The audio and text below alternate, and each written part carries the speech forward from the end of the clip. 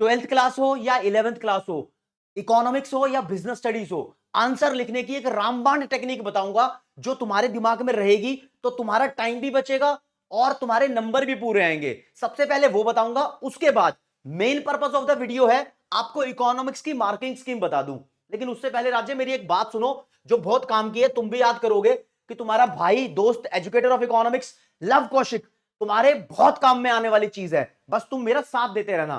देखो दोस्तों, कभी भी तुम्हारे को क्वेश्चन पूछा गया है और क्वेश्चन में पहला वर्ड लिखा है मेंशन या फिर स्टेट या फिर लिस्ट या फिर एन्यूमरेट, तो आपको क्वेश्चन का आंसर एक्सप्लेन नहीं करना।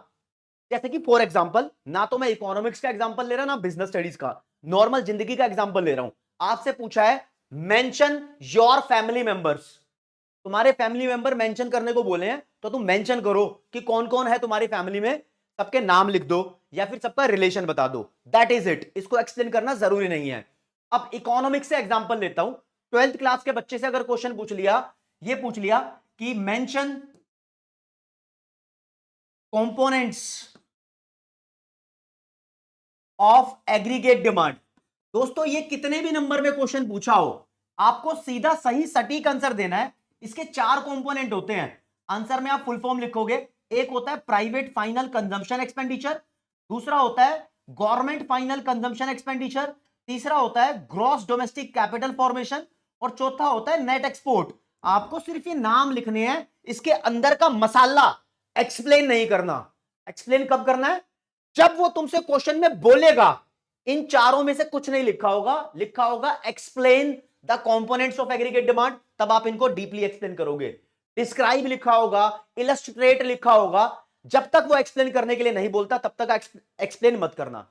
अपने दिल से एक बात बता रहा हूं, मैं आपको बात बता रहा हूं, सन 2010 की जब मैंने पढ़ाना शुरू किया था, एक बच्चा था, वो माइक्रो इकोनॉमिक्स में बहुत बड़ा चैंप था और उसको लॉ ऑफ वेरिएबल प्रोपोर्शन वाले क्वेश्चन से बहुत प्यार था। वो बहुत अच्छे तरीके से उसको एक्सप्लेन करता था। लॉ ऑफ वेरिएबल प्रोपोर्शन की डेफिनेशन उसको आती थी, अजम्पशन उसको आती थी, डायग्राम उसको आता था, डायग्राम की एक्सप्लेनेशन और कॉजेस भी उसको आते थे। और वो बहुत इंपॉर्टेंट क्वेश्चन भी था। मैंने बोला बाबू इंपॉर्टेंट है, अच्छे से कर जाना। भाई वो उस क्वेश्चन को कर गया और पेपर में देखा उसने 6 नंबर का क्वेश्चन आ गया। सबसे पहले उसने उस क्वेश्चन को अटेम्प्ट करना शुरू कर दिया और उस क्वेश्चन में वो उसका लॉ ऑफ वेरिएबल प्रोपोर्शन का मीनिंग, अजम्पशन, कॉजेस यानी रीजंस, डायग्राम, टेबल और एक्सप्लेनेशन लिख के आ गया। फिर उसने टाइम देखा तो 1 घंटा बीत चुका था। यानी जब आप अननेसेसरी क्वेश्चन का आंसर देते हो ना, तो तुम्हारा टाइम वेस्ट बहुत होता है। और इस बात का इतिहास गवाह है। बच्चे कई बार क्या बोलते हैं, यार 3 घंटे हो गए, मेरा 5 नंबर का पेपर छूट गया, यार 3 घंटे हो गए, मैं पूरा पेपर अटेम्प्ट नहीं कर पाई। क्यों नहीं कर पाई? क्योंकि आपको टिप्स नहीं मिली थी, आपको ट्रिक्स नहीं पता था। पेपर बनाने वाला बहुत शाना आइटम है, उसने बहुत दिमागदारी से पेपर बनाया होता है। काफी क्वेश्चन को तुम अननेसेसरी एक्सप्लेन करके आ जाते हो और नंबर तुम्हारा कट जाता है। इस बात को ध्यान रखना। अब आता हूं अपने पॉइंट पे। ट्वेल्थ क्लास के बच्चे सीबीएसई बोर्ड के जो इकोनॉमिक्स का पेपर देते हैं, उनके पास 2 बुक्स होती हैं। एक होती है मैक्रो इकोनॉमिक्स, एक होती है इंडियन इकोनॉमिक डेवलपमेंट। दोस्तों इसमें होता क्या है, आपकी मैक्रो इकोनॉमिक्स 40 नंबर की है बोर्ड में, बिल्कुल आपको ये मार्किंग स्कीम पता होनी चाहिए। इसके बाद मजे की बात बताऊंगा। नेशनल इनकम 10 नंबर की आ रही है। अब नेशनल इनकम वाली यूनिट में कितने चैप्टर्स हैं, वो हर एक ऑथर ने अपने अपने हिसाब से बना रखे हैं। किसी ने 4 बना रखे हैं, किसी ने 5 बना रखे हैं, किसी ने 3 बना रखे हैं। ठीक है। मनी एंड बैंकिंग 6 नंबर की आ रही है। इनकम एंड एम्प्लॉयमेंट 12 नंबर की आ रही है। गवर्नमेंट बजट 6 नंबर का आ रहा है। बीओपी, इसके अंदर फॉरेन एक्सचेंज का चैप्टर भी इंक्लूड है, समझ रहे हो, ये भी 6 नंबर का आ रहा है। कुल मिला के 40 नंबर की है ये। 80 नंबर का तुम्हारा टोटल पेपर होता है। फिर इंडियन इकोनॉमिक डेवलपमेंट अगर आप देखोगे, तो इंडियन इकोनॉमिक डेवलपमेंट में दोस्तों 3 यूनिट है, यूनिट 1, यूनिट 2, यूनिट 3। तुम तो कह रहे हो सर हमारी बुक में तो 10 चैप्टर है, कोई बोल रहा है 8 चैप्टर है। अब देखो जो सीबीएसई बोर्ड वाले बच्चे हैं, ये स्टार्टिंग के 3 चैप्टर एनसीईआरटी के हिसाब से बता रहा हूं। काफी सारे ऑथर्स ऐसे हैं, उन्होंने स्टार्टिंग के 3 चैप्टर के 4 चैप्टर बना दिए, उनको छोड़ो। स्टार्टिंग के 3 चैप्टर यूनिट 1 है। कौन कौन से 3 चैप्टर है? Indian economy on the eve of independence, chapter number 1। Chapter number 2 है इंडियन इकोनॉमी ड्यूरिंग 1950 टू 1990, इसके अंदर प्लानिंग वाला चैप्टर भी इंक्लूडेड है। तीसरा चैप्टर है economic reforms, liberalisation, privatisation, globalisation. तीनों मिला के आपके 12 नंबर के आ रहे हैं। फिर current challenges facing Indian economy, इसमें 6 चैप्टर होते हैं। नाम सुनना जरा, कौन कौन से है। Human capital formation, rural development, unemployment, environment and sustainable development. 4 chapter हो गए तुम्हारे।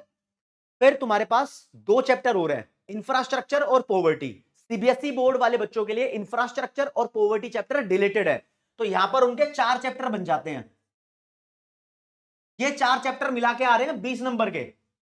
कोई बच्चा पूछेगा सर सबसे ज्यादा नंबर का कौन सा चैप्टर है? ऐसा कुछ नहीं है, 4 चैप्टर मिला के 20 के आएंगे। किसी भी चैप्टर से ज्यादा आ सकता है, किसी भी चैप्टर से कम आ सकता है। ठीक है। डेवलपमेंट एक्सपीरियंस ऑफ इंडिया यानी इंडिया चाइना पाकिस्तान वाला अकेला चैप्टर 8 नंबर का आ रहा है। कुल मिला के हो गए 40 मैक्रो के, 40 इंडियन इकोनॉमी के, टोटल मिला के 80 हो गए। 20 नंबर का तुम्हारा स्कूल वाला प्रोजेक्ट वर्क था, 100 नंबर हो गया। जो आप फाइनल पेपर देखोगे बोर्ड के अंदर, वो आपको 80 नंबर का मिलेगा। अब इसके अंदर एक अंदर की बात बताऊं, काफी सारे बच्चे ऐसे हैं जिन्होंने हिंदी मीडियम की तैयारी कर रखी है, हिंदी मीडियम में इकोनॉमिक्स फिल किया हुआ है, लेकिन जब तुम फाइनल बोर्ड के अंदर पेपर दोगे ना, तो वहां पे भी आपको ऑप्शन मिलेगा कि आप हिंदी मीडियम में आंसर लिखना चाहते हो या इंग्लिश मीडियम में। जो इंग्लिश मीडियम वाला बच्चा है वो प्योर इंग्लिश में लिखेगा। हिंदी मीडियम वाला बच्चा, हाँ, अगर हिंदी मीडियम फिल कर रहा है ना और अपने आंसर में बीच बीच में इंग्लिश भी लिख देता है, तो कोई गड़बड़ी नहीं है। मतलब हिंदी इंग्लिश मिक्स करके लिख दो, तुम्हारे नंबर नहीं कटेंगे। लेकिन इंग्लिश मीडियम वाला बच्चा बीच में हिंदी लिख देता है तो गड़बड़ी है, ध्यान रखना। ठीक है। और तुमने स्कूल में कुछ भी फिल किया हो, Hindi medium English medium, finally जब तुम पेपर देने जाओगे वहां जो लिख रहे हो ना वो मैटर करता है। ये बात बता देना अपने दोस्तों को भी जिसके काम की चीज हो। ठीक है, आगे बढ़ो जी।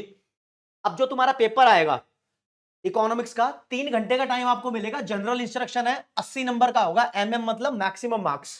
पेपर के अंदर 2 सेक्शन होंगे। Section A macroeconomics, 17 question मिलेंगे।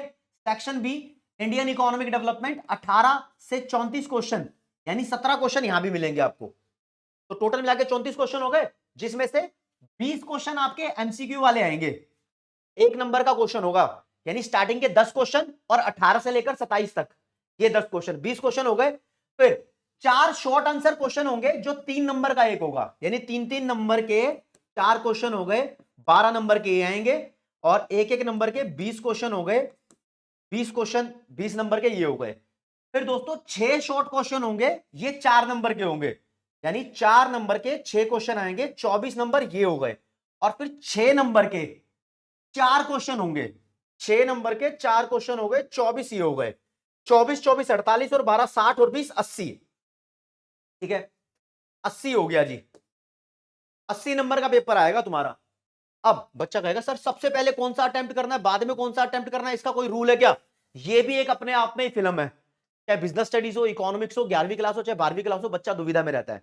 बाबू देखो, आपसे पूछूंगा आपका नाम क्या है, आपके पापा का नाम क्या है, आपकी मम्मी का नाम क्या है, तो आप पहले मम्मी का नाम बताओ या पापा का नाम बताओ या अपना नाम बताओ। आप क्लियर करो कि आपने नाम किसका बताया है, तो तुम्हारा आंसर कभी गलत जज नहीं हो सकता। तो आपसे जो 34 क्वेश्चन पूछे गए हैं ना, आपको अगर उन क्वेश्चन का आंसर आता है तो पहले कोई भी अटेम्प्ट कर दो, कोई फर्क नहीं पड़ता। आपका आंसर सही है तो कोई माई का लाल तुम्हारे नंबर नहीं काट सकता, समझ रहे हो? अगर आपको सारे ही क्वेश्चन के आंसर आते हैं तो आप 1 से लेकर 34 तक सीक्वेंस वाइज चल लो। टीचर को आसानी होती है पेपर चेक करने में, तो लगता है टीचर को हाँ बढ़िया बढ़िया बढ़िया बढ़िया, तुम्हारे नंबर नहीं काटता वो, जनरली उसको आसानी होती है पेपर चेक करने में। लेकिन अगर आपको लगता है कि 2-3 क्वेश्चन ऐसे हैं जो आपको नहीं आते, तो बाबू 2-3 क्वेश्चन जो आपको नहीं आते ना वो एंड में करना, क्योंकि जो आपको आता है ना वो स्पीड से जल्दी कर लोगे, जो नहीं आता उसके लिए टाइम बचेगा आपके पास। आप सोच सकते हो, सोचने के बाद उस क्वेश्चन का आंसर लिखना। काफी बच्चे ना शाणे होते हैं, वो एक क्वेश्चन का आंसर डबल डबल कर देते हैं, 2 बार आंसर दे देते हैं। इसके लिए खास तौर पर पेपर चेक करने वालों ने स्कीम बनाई होती है, पकड़ लेते हैं वो इन बच्चों को। क्योंकि जब वो तुम्हारी आंसर शीट चेक कर रहे होते हैं ना, उनके पास एक अलग से पेज होता है, उसमें नंबर लिखे होते हैं 1 से लेके 34 तक। जो भी क्वेश्चन तुम्हारा चेक किया है वो उसको टिक करते रहते हैं, तो जब भी वो डबल आता है ना, टीचर पकड़ लेता है। और गड़बड़ी क्या होती है, मान लो तुमने पहले पेज पे क्वेश्चन नंबर 4 अटेम्प्ट किया हुआ है, फिर एंड में भी क्वेश्चन नंबर 4 अटेम्प्ट कर दिया, तो तुमने बाद में सही लिखा हो या गलत लिखा हो, टीचर इसको काट देगा। पहले वाले को ही चेक करेगा, चाहे ये सही हो या गलत हो। ध्यान रखना, डबल लिख के अपना टाइम वेस्ट मत करना। अब अगर एक क्वेश्चन के आंसर में राज्य आपसे 4 पॉइंट पूछे हैं, मान लो उसने 4 पॉइंट पूछे हैं, किसी भी चीज के कारण पूछ लिए, 4 कारण पूछे हैं, आपने लिखा पहला कारण, दूसरा कारण, तीसरा कारण, चौथा कारण, पांचवा कारण। तो टीचर आपके स्टार्टिंग के 4 रीजन ही पढ़ेगा, पांचवा पढ़ेगा ही नहीं। टीचर को ये गाइडेंस दी जाती है कि जितने पूछे हैं उतने ही पढ़ने हैं, बाकी जो तुमने एक्स्ट्रा लिखा है वो ना टाइम वेस्ट किया है। अब कोई बच्चा बोलता है सर मेरा दूसरे वाला रीजन गलत था, पांचवे वाला ठीक था, तो पांचवे से मैंने 4 तो ठीक किए हैं, आंसर में भी 4 पूछे हैं तो मेरे को पूरे नंबर मिलने चाहिए। बाबू नहीं, वो स्टार्टिंग के 4 ही पढ़ेगा आपके, पांचवा तो कंसीडर ही नहीं करेगा। ठीक है, और अपने दिमाग से एक भूत उतार दो कि आपने सारा बिच्चा बिच्चा लिखना है। अरे खुला खुला लिखो, शीट जितनी मर्जी भरो, किसी का बाप का क्या जाता है, समझ रहे हो? आता है, बल्कि नंबर आता है, प्रेजेंटेशन आती है, खुल्लम खुल्ला आता है। तो आपको क्या करना है कि खुला खुला लिखना है, और ऐसा जरूरी नहीं है कि तुम्हारे पास यार, बच्चे कह रहे हैं यार ये शीट है, ऐसे शीट होती है, ठीक है, मान लो ऐसे लाइंस है, तो कुछ बच्चे क्या करते हैं ना, इधर लाइन डाल देते हैं मार्जिन लाइन, कुछ इधर भी डाल देते हैं। यहां लिखते हैं भैया आंसर, लिखना शुरू करेंगे, आंसर 1 लिखेंगे, धड़ धड़ धड़ धड़ धड़ धड़ लिखेंगे, और यहां ऐसे ही खाली छोड़ दिया। अबे ये क्या डाला है, फालतू का टाइम पास क्यों कर रहे हो? हैं? यहाँ कुछ नहीं, यहाँ लाइन डली डलाई मिलेगी पहली बात तो आपको, और फालतू की लाइनें डाल के अपना टाइम वेस्ट बिल्कुल भी नहीं करना है, समझ रहे हो? ओके रिपोर्ट है। जैसे अकाउंटेंसी का जब तुम आंसर देते हो तो नीचे वर्किंग नोट्स बनाने जरूरी होते हैं, इकोनॉमिक्स के आंसर में वर्किंग नोट्स बनाने जरूरी नहीं होते। इकोनॉमिक्स में आपको एक बात ध्यान रखनी है, एक बात पक्का ध्यान रखनी है, अगर क्वेश्चन में आपसे डायग्राम नहीं पूछा, टेबल नहीं पूछी, किसी भी क्वेश्चन की बात कर रहा हूं, टेबल और डायग्राम बहुत होते हैं ना इकोनॉमिक्स में, आपसे नहीं पूछे, आपने फिर भी बना दिया ताकि टीचर को आप ये दिखा पाओ कि आपका अंडरस्टैंडिंग लेवल अच्छा है, तो इनको एक्सप्लेन करना जरूरी नहीं है। लेकिन क्वेश्चन में आपसे पूछा है कि डायग्राम से क्वेश्चन को एक्सप्लेन करो, और आपने डायग्राम बना दिया और डायग्राम की एक्सप्लेनेशन नहीं दी, तो टीचर आपको डायग्राम के नंबर नहीं देगा, उसके पास पूरी छूट है, 0 नंबर कर देगा, चाहे आपका डायग्राम कितना भी सुंदर और सुशील दिखाई दे रहा हो, कितना भी बढ़िया डायग्राम आपने बनाया हो, टीचर काट देगा। यानी डायग्राम और टेबल जब क्वेश्चन में पूछी है तो उसकी एक्सप्लेनेशन देनी बहुत जरूरी है, और अगर नहीं पूछी तब आप बनाकर आ रहे हो तो एक्सप्लेनेशन देनी जरूरी नहीं है। अब बच्चा बोलेगा सर पूछी नहीं तो क्यों बनाए? देखो 6 नंबर का क्वेश्चन है, बच्चे को कभी लगता है कि यार 6 नंबर का क्वेश्चन है लेकिन मेरा कंटेंट है ना जो, वो 6 नंबर के हिसाब से नहीं है, उसमें 4 से 5 नंबर मिलेंगे, तो बच्चा वहां डायग्राम और टेबल बनाकर ये साबित कर देता है कि उसको और डेप्थ में कॉन्सेप्ट आता है, तो टीचर भी हाँ उसके फ्लो में आ जाता है, क्योंकि मार्किंग स्कीम में ये लिखा होता है कि टीचर को अगर सही लगता है, बच्चे ने सेटिस्फैक्टरी आंसर दिया है, तो टीचर अपने हिसाब से उसको फुल मार्क्स दे सकता है, तो टीचर की भी चलती है, समझ रहे हो?